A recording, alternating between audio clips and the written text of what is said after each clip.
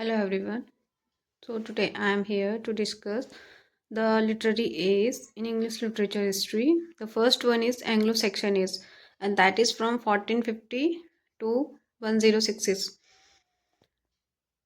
तो इसमें क्या हुआ था, ये जो 450 का जो टाइमिंग है एंग्लो सेक्शन का, ये 450 से कंटिन्यू नहीं रहा था, ये 650 से रहा था। जैसे बहुत सारी ट्राइब्स थी जो कि आपस में फाइट करती थी, फिर उनमें से कुछ बची, तो ऐसे करके 850 में 7 ट्राइब्स बची थी, मर्शियन, फ्रिशियन, एसेक्स, ससेक्स, वैसे ऐसे करके। तो वो 7 ट्राइब्स थी कैंट। तो वो 850 से लेके 1066 तक जो एंग्लो सेक्सन थी वो मेजर ट्राइब बची थी जो उनको रूल कर रही थी। फिर नॉर्मल कन्क्वेस्ट हुआ था 1066 में, जिसे बैटल ऑफ हेस्टिंग्स के नाम से भी जाना जाता है। And next one is age of चौसर।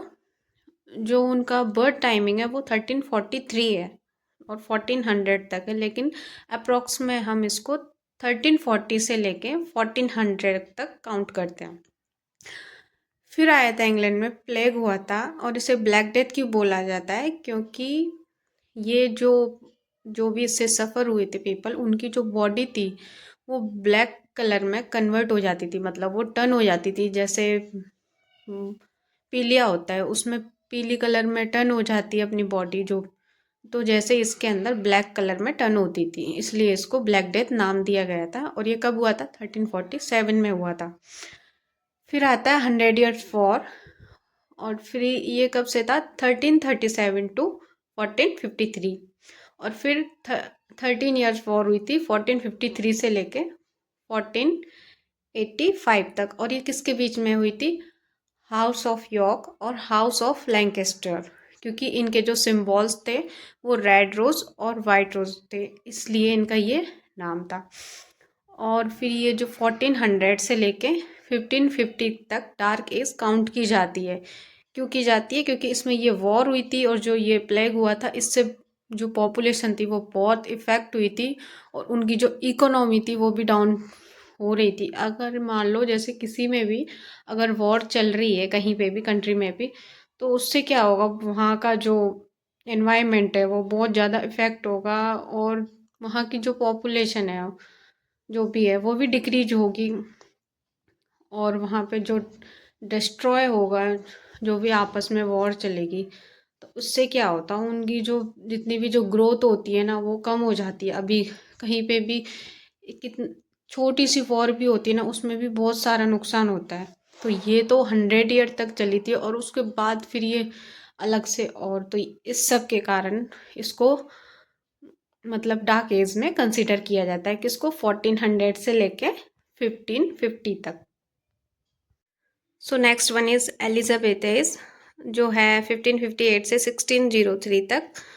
1603 में एलिजाबेथ जो क्वीन थी उनकी डेथ हो गई थी। फिर आते हैं जैकोबियन एज, 1603 से लेकर 1625 तक। इसमें जो जेम्स फर्स्ट थे वो स्कॉटलैंड से आए थे, वहाँ पे वो जेम्स सिक्स थे और यहाँ पे फर्स्ट थे वो।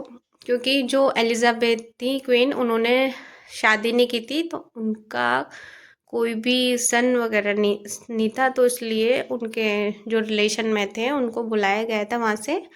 फिर उन्होंने जो किंगडम था वो उन्होंने संभाला था। उसके बाद उनके जो बेटे थे चार्ल्स वन, जिसे हम कैरोलाइन एज के नाम से जानते हैं, वो थी 1625 से 1649 तक। 1649 तक क्यों थी? क्योंकि उनको बिहेडेड कर दिया था, किसको? चार्ल्स फर्स्ट को। उसके बाद आता है प्यूरिटन एज या फिर इंटररेग्नम एज, 1649 से 1660 तक। इंटररेग्नम क्यों है? क्योंकि यहाँ पे कोई भी क्वीन या किंग नहीं थे। मैंने पहले वीडियो में भी आपसे डिस्कस किया है ये चीज़, इसलिए इसको ये प्यूरिटन एज यहाँ तक थी। सो 1649 में जो चार्ल्स फर्स्ट थे उनको बिहेडेड कर दिया था, और जो फिर 1649 से 1660 तक प्यूरिटन एज चली थी। उसके बाद हुआ था रेस्टोरेशन एज आती है, जो है 1660 से लेकर 1702 तक। ये कैसे हैं? जो उनके बेटे थे चार्ल्स फर्स्ट के, उनको बुलाया गया था। फिर उनको ये जो रेस्टोरेशन है वो किंग का नहीं था, ये मोनार्क था। मतलब जो राजशाही थी वो वापस आई थी, तो इसलिए इसको रेस्टोरेशन एज कहा जाता है। उसके बाद एक्सक्लूजन बिल आया था 1679 में। ये किस लिए था? ये जो पब्लिक थी उन्होंने पार्लियामेंट में पेश किया था ये चार्ल्स सेकंड को हटाने के लिए। फिर जो चार्ल्स सेकंड थे उनकी डेथ हो गई थी 1685 में। तो और ये क्यों लेके आए थे, जो बिल था ये क्यों लेके आए थे? क्योंकि जो चार्ल्स सेकंड थे वो अपने जो ब्रदर था जेम्स सेकंड, उसको जो अपना किंगडम था वो देने वाले थे, मतलब उनको गद्दी पे बिठाने वाले थे अपने बाद, इसलिए उनको हटाने के लिए ये सब आया था। फिर क्या हुआ, 1685 में उनकी डेथ हो गई थी चार्ल्स सेकंड की। फिर उनके बाद जो जेम्स सेकंड थे उन्होंने गद्दी संभाली, लेकिन जो पब्लिक थी उन्होंने क्या किया, उनके जो दामाद थे उनकी, मतलब जो जेम्स सेकंड थे उनकी दो डॉटर थी, एक एन थी एक मैरी थी। जो मैरी के जो हस्बैंड थे उन वो थे विलियम द थर्ड। तो उन्होंने क्या हुआ, उन्होंने फिर जो किंगडम था वो संभाल लिया, 1688 में वो पावर में आ गए।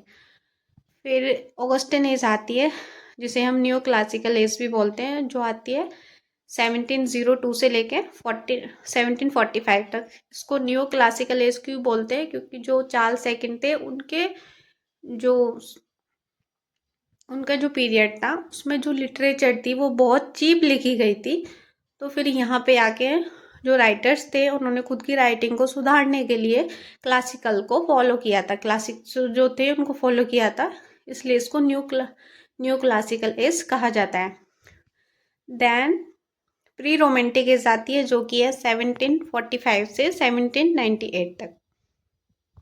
फिर आती है रोमांटिक एज जो कि थी 1798 से लेके 1837। इसमें जो रोमांटिक एज है इसमें कोई कपल्स वाला रोमांस ये सब नहीं था, इसमें नेचर के प्रति जो अपना लगाव होता है ये सब था। इसमें जो राइटर्स थे वो नेचर के लिए लिखते थे, उनका जो लव था वो नेचर के लिए था, इसमें कपल्स वाला लव नहीं था। ठीक है, उसके बाद आती है विक्टोरियन एज जो कि होती है 1837 से 1901 में। जो क्वीन विक्टोरिया थी वो इसमें किंगडम में आई थी, उन्होंने गद्दी संभाली थी। उसके बाद आती है मॉडर्न एज जो है 1901 से 1945। और इसमें क्या हुआ था, वर्ल्ड वॉर फर्स्ट भी हुआ था, वर्ल्ड वॉर सेकंड भी हुआ था। वर्ल्ड वॉर फर्स्ट था 1914 से लेकर 1918 तक, और जो वर्ल्ड वॉर सेकंड था वो 1939 से 1945 तक। फिर आती है पोस्ट मॉडर्न, जो 1945 के बाद का जो पीरियड जो अभी तक चल रहा है वो सब पोस्ट मॉडर्न में आता है। Okay, thank you so much, मिलते हैं नेक्स्ट वीडियो में, बाय बाय।